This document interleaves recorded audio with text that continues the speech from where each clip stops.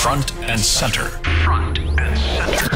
A focus on important and significant developments affecting the lives of Filipinos, not only in the Philippines, but also those living and working around the world. Join us in Front and Center.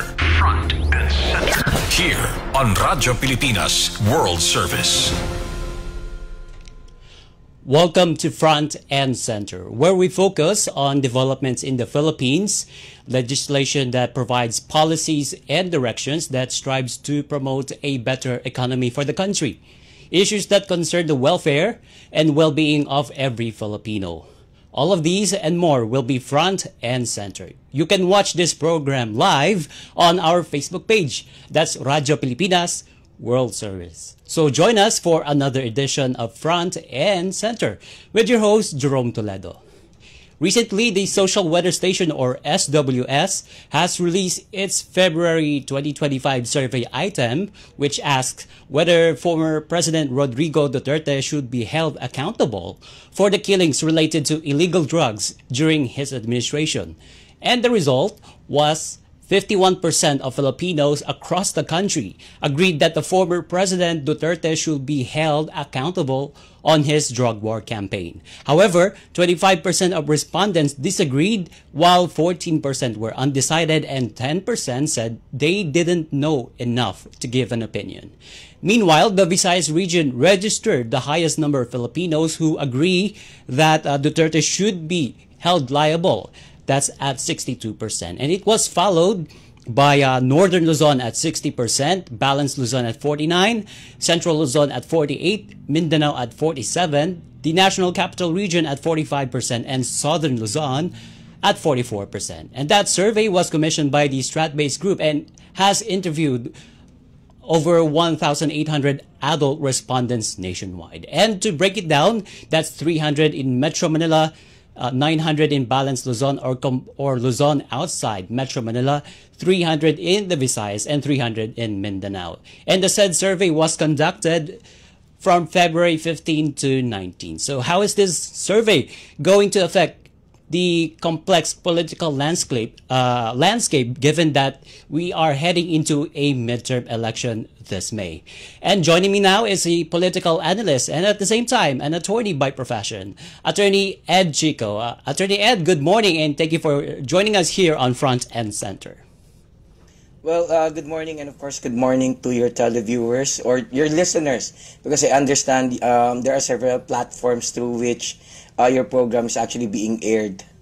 All right. And the pleasure is ours, Attorney Ed. Okay, let me start this one discussion, Attorney Ed. More than half of the entire Filipino nation agreed that former President Rodrigo Duterte must be answerable to all of his actions he did during the drug war campaign. And a survey was released where the former president was sent to the ICC to face his case, so particularly the crimes against humanity. So how do you see this survey as a political analyst? Well, the fact that majority of the Filipinos, or we're talking about 51% at least of the population, would want to hold the former president accountable or liable even criminally for his alleged participation in the extrajudicial killings would presuppose that Duterte no longer controls the narratives like he used to. However, the fact that it's only 51% signifies that it's not still overwhelming, and therefore the president can still pull punches.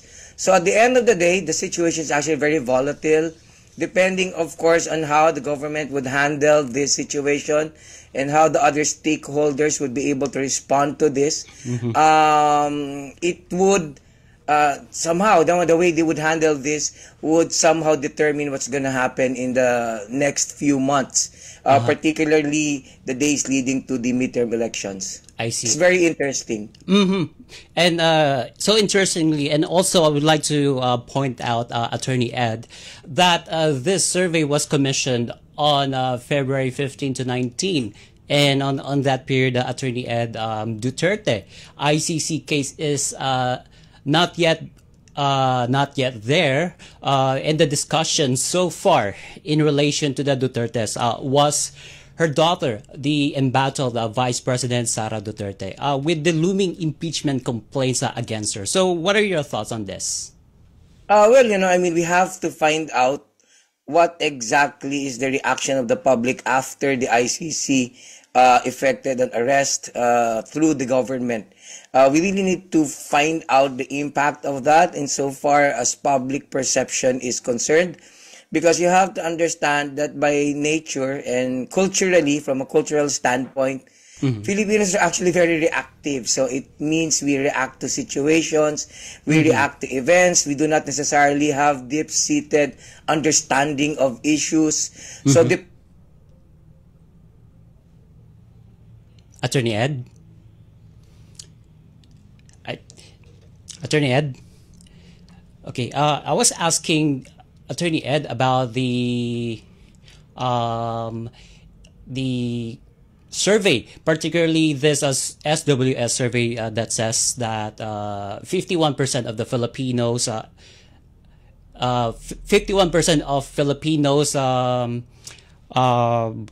should or believe that the former President Rodrigo Duterte should be held accountable for killings related to his administration's war on drugs.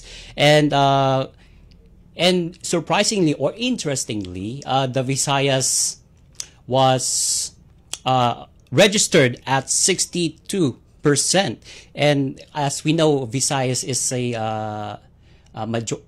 Visayas were it's like an ethnic group where the Dutertes came from, and also on the said survey, the support for accountability was high also on in Balance Luzon with 49% and Mindanao with 47%, where the stronghold of the Duterte is coming from, and also the National Capital Region registers at 45%.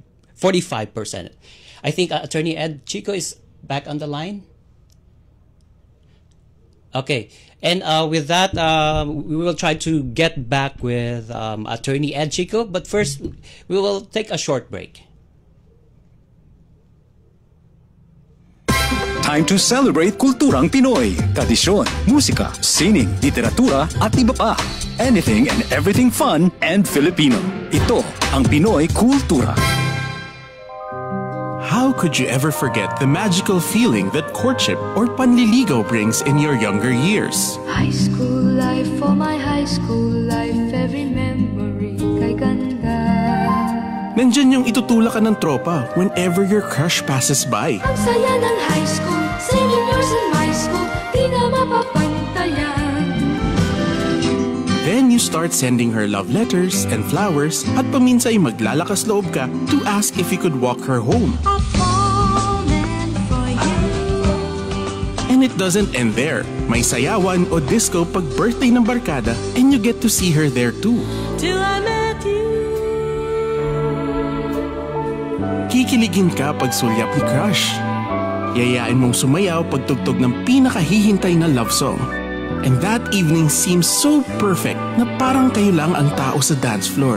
I love you more each day. Oh, the beauty of courtship in Pinas. Yan ang Pinoy Kultura, because our culture is cool. Serving the Republic of the Philippines for more than 75 years. Ito po ang Presidential Broadcast Service. Welcome back to Front and Center with me, Jerome Toledo. And I would like to bring Attorney Ed Chico again. Attorney Ed Chico, are you still there? Yes, I apologize because I lost my internet connection. All So right. this is what it's like living in this country.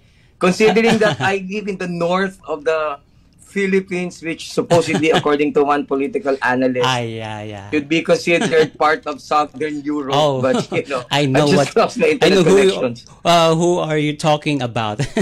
Anyway, Attorney Ed, so I would like to go back to the discussion. Let's see here. So Yeah, the survey was commissioned on February 15 to 19. And on that period, Duterte ICC case is not yet there. And the discussion so far in relation to the Dutertes was her daughter, the embattled Vice President Sara Duterte, with the looming impeachment complaints against her. So what are your thoughts on that? Well, it would be interesting to find out how exactly the public reacted to the ICC arrest implemented through the cooperation of the government, because you have to understand that culturally, I'm talking about from a cultural standpoint, the Filipinos are actually very reactive. We do not have deep-seated understanding of issues, so we always respond to events, we always respond to situations, and I'm pretty sure that right at this moment, as I said, the situation is still very, very volatile, and it would be interesting to see how things are going to play out, because that would essentially spell or dictate how the public would react to all these situations. Okay. Particularly that the midterm election is just around the corner. Yeah, and I'd like to, in relation to that, Attorney Ed, so I would like to ask this. So how is this going to affect the political landscape, given that the former president is in the Netherlands to face his charges at the ICC, and his family, friends, and most importantly, Attorney Ed, his supporters are rallying behind him? Well, the public reaction, particularly on the part of those who support the former president, is expected. And we've seen that even from a historical standpoint. So we see how supporters will actually go out and support the politicians or the government officials that they would actually root for. But at the end of the day, as I said, we still couldn't predict how things would turn out, because as I said, right now, everything seems to be stable. And if you look at the survey, for example, at least 51% would want the president to actually face all these cases of which he is accused or with which he is charged. So we will see. We will really see how it really depends on how the government would be able to handle this, because this is a very delicate situation. And the good thing about President Bongbong Marcos, though, is not actually very combative. So he doesn't normally would make pronouncements that would trigger the public to reacting even negatively. So far, he's actually doing a good job on this. But as I said, everything's still ambivalent, everything's still volatile. So we will see how everything would turn out as the days go by. Actually, Attorney Ed, the Duterte camp dispute the claims or dispute the actions of the government. They are saying that the former president was allegedly kidnapped, though the government said that it is not the case. It was done in a legal manner. What do you think of that?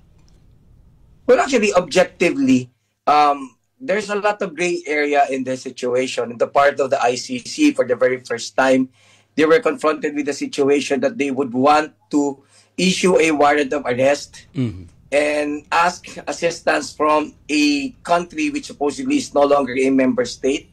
So which is why they even had to course it through the Interpol. So this is the first time they've experienced something like that. Although they remain firm in saying that as far as the ICC is concerned, it can still exercise jurisdiction over the case of President Duterte, considering that these were actually investigations that were pending prior to our withdrawal or removal from the Rome Statute. On the part of the government, this is also the first time that they actually entertain something like this, because normally if the Interpol would ask for your help, they basically talk about cases committed by individuals abroad, and these individuals actually have come here to basically avoid prosecution, and the Interpol now would actually ask assistance to arrest those individuals, and those individuals subsequently, as a matter of rule, would have to be brought before a competent authority to determine the validity of the arrest or whether or not the crimes of which they are accused are actually extraditable offenses. So there's always a process. But in this case, it's not like Duterte has committed some crime in another country and the Interpol is interested in getting him so that he can be placed in the custody of that country for purposes of prosecution. In this case, it is the ICC that would want actually to issue the arrest coursing it through the Interpol, and it's actually something that could not yet be decided, at least from a legal standpoint. Because if you talk to experts, they would always have diverging views on this because we haven't seen anything like this. So this is actually the first time we were confronted with a situation where it's not actually very, very clear how we would resolve this legally. So at the end of the day, Supreme Court would play a crucial role, but whether or not the decision of the Supreme Court would have an influence on the ICC is something that remains to be seen. But as I said, this is the first time we're confronted with something like this. There are so many gray areas that at the end of the day, we'll just have to wait for the stakeholders to file the necessary legal remedies so that we can finally determine whether or not the arrest is legal or it is a case of an extrajudicial kidnapping, as pointed out by the camp of Duterte. Okay, so as much as we don't would like to extend this discussion, I have 4 minutes left here, Attorney Ed. Okay, I would like to point this out because since we're talking about the surveys and recent surveys, it shows that a few Duterte allies in the Senate are winning in surveys which headed by Senator Bongo and Senator Bato de la Rosa. And also at the same time, several senatorial candidates from the Alianza have admitted, that's the ticket of the administration, have admitted that former President Rodrigo Duterte's arrest has had an impact on their campaign. I would like to mention the names of the senatorial or the senatorials expressed concern. First is former Senator Ping Lacson, Makati City Mayor Abby Binay, and also the sister of the president, Senator Amy Marcos, has expressed their concerns. How the administration should address the situation on this case of the arrest of former President Rodrigo Duterte? Well, as I said earlier, the government has to handle this delicate situation, with so much caution, because you have to understand that, as I said, culturally Filipinos are very reactive, and more importantly, we thrive through this underdog mentality that we always root for someone whom we feel is actually aggrieved and whom we feel is a victim of some sort of injustice somehow, somewhere. And that is basically where the former president is in right now. So the people can easily shift preference depending on how the government would be able to respond to all the issues that might be raised subsequently. The fact that there is social media basically exacerbates the situation, because right now everyone has a voice. So you can expect the supporters of Duterte to basically lord it over the internet and articulate their concerns until the government would probably cave in. But at the end of the day, the government has already made a decision sending Duterte to the ICC. So what it needs to do right now is make sure that it can actually critically address all accusations that may be hurled against it. And if the president is able to parry all these accusations, then, the government should not worry about any potential backlash. As I said, everything's still volatile. But definitely, the fact that Duterte has been arrested would help the candidates of the Duterte camp a lot when it comes to the result of the midterm elections is concerned. Okay, and I think the voters should watch out for the developments regarding this case of the former president Rodrigo Duterte, and as well as the administration of. But of course, let me just point out that although there are allegations that due process was not accorded to the president, the fact that the government cooperated with the ICC certainly enjoys the presumption of regularity, because under our rules, anything that the government would do would enjoy such presumption. It's now incumbent upon those who would oppose it to file the necessary cases in court. And unless the Supreme Court would say what the government has done is actually illegal, right now it does enjoy the presumption of regularity. And right now, the government has not actually done anything wrong insofar as its decision to cooperate with the ICC is concerned, although in the guise of actually helping the Interpol. And we have to wait for the developments from the government regarding that case. Okay. And with that, thank you so much, Attorney Ed Chico, the political analyst, for joining us in the program. Thank you so much again. This is Attorney Edward Chico from the north of the country. Good morning to my fellow Southern Europeans. And good morning, Attorney Ed Chico. Thank you. And thank you. All right. And that concludes this edition of Front and Center, together with Radyo Pilipinas World Service production team and technical personnel Milo Janela and Hiro Lucero. This is your host, Jerome Toledo. Until next time, mabuhay. Love the Philippines. You have just heard and watched Front and Center. Front and Center. Join us again for another edition here on Radyo Pilipinas World Service. Front and Center.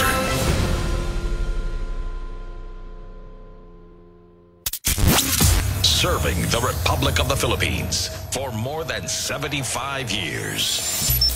Ito po ang Presidential Broadcast Service.